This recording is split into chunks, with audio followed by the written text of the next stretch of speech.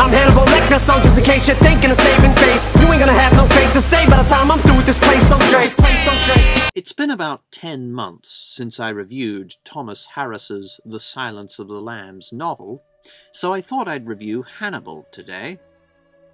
Hannibal continues the story of Dr. Hannibal Lecter, a sophisticated murderer and cannibal, and his relationship with Clarice Starling, an FBI agent who left a lasting impression on him.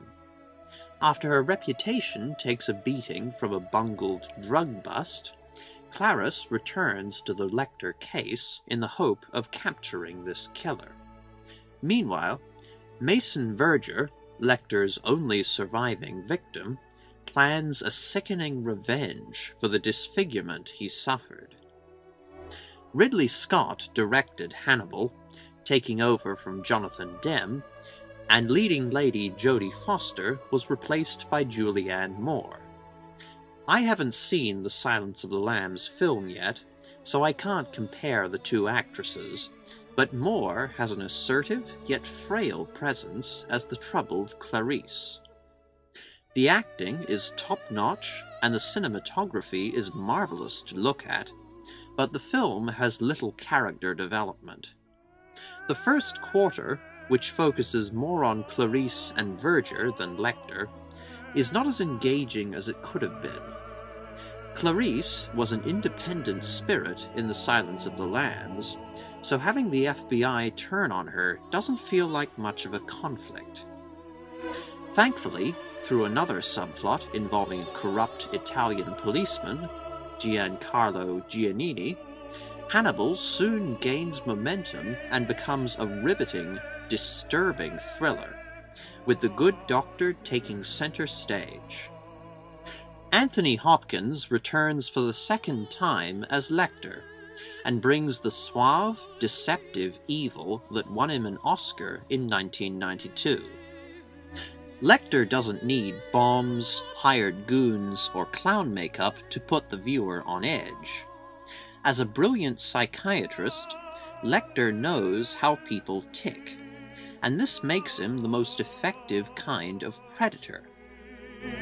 Why is Hannibal Lecter such an intriguing villain? Lecter is such a chameleon that everyone has to be on their guard when around him. Beneath his erudite, cultured exterior is a dangerous, vicious killer who delights in the fear he evokes. Lecter is also above the situation at all times. In The Silence of the Lambs, Lecter was impossible to pin down, refused to be analyzed, and instead turned his powers of deduction onto Clarice, mocking her past and insecurities with a honeyed tone, leaving her exposed. We don't see much of this in Hannibal, and this is where I think the film fell short in its portrayal of Lecter. Aside from a poignant letter, Lecter never uses his reason to break a man, and is more of an outright murderer. Lecter is therefore less complex in Hannibal. Still, I saw another reason for Lecter's appeal as a villain. Lecter embodies the best and worst in humanity, as unlikely as it sounds. Lecter may be a psychotic serial killer and a cannibal, but he is also a gifted psychiatrist and one of the most intelligent people who ever lived. Lecter is well-read, classy, and impeccably mannered. He enjoys fine meals and wine, has an interest in religious art, and gained his education from universities in France and Baltimore. Few could hope to be as smart, cultured, or as great a scholar as Lecter, but at the same time, no one could dream of hanging a man in a cathedral and slicing open his bowels. If you judge a person by how he or she contributes to society, then Dr. Hannibal Lecter, a celebrated psychiatrist, was a very valuable man for a time, even as he killed and ate people behind the scenes. By comparison, Adolf Hitler was just a mediocre painter before becoming one of history's greatest mass murderers.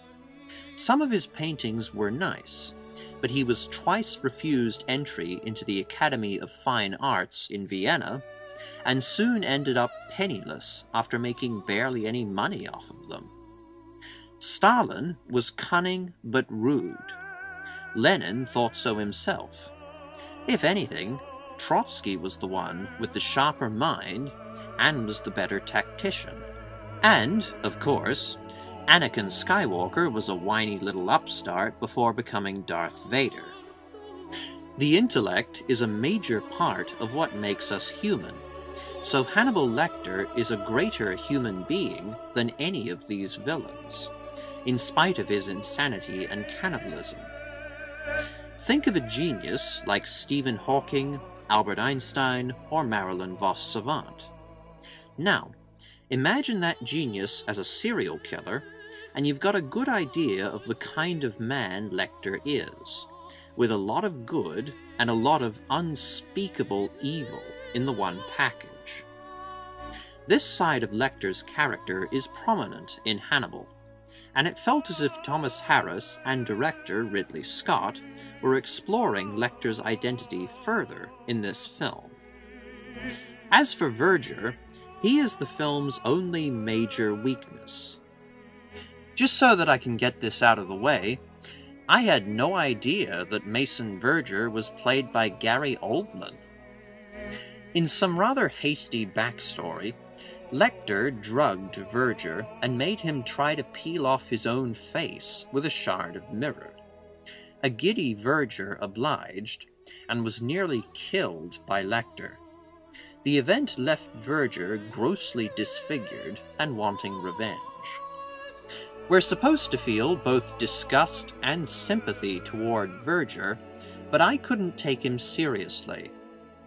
He has a deformed face, speaks in a weird accent, needs a life support system, and scoots around his mansion in a powered wheelchair. Add a white, long-haired cat, and he'd be an archetypal Bond villain. See what I mean? Verger was just too cliched to work as a villain. Even with a cliched antagonist and a rather different Lecter from the cruelly rational one we met in 1991, Hannibal is a suspenseful thriller with gorgeous cinematography and clever dialogue.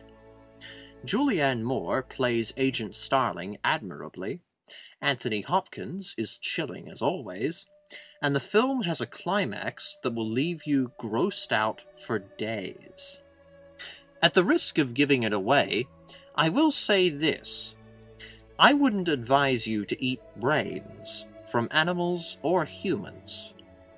Prions are found in brain tissue and, if abnormal, will cause Crutzfeld-Jacob disease, an untreatable, fatal condition. Infectious prions will also cause bovine spongiform encephalopathy, or mad cow disease, in cattle. Abnormal prions multiply by altering healthy proteins in a chain reaction, and prion disease manifests in holes in brain tissue, resulting in brain damage and eventual death. Prions are highly resistant to radiation, enzymes, and heat, so no amount of cooking will get rid of them. Eating brains is risky, but I'm sure Lecter thought of that. The Hannibal film is a worthy sequel to The Silence of the Lambs, and it was interesting to see Dr. Hannibal Lecter set loose on the world. Hannibal earns 4 stars out of 5. Thank you for watching. Ta-ta. H. My joy would be complete, dear, if you were only here. But still I keep your hand as a precious souvenir.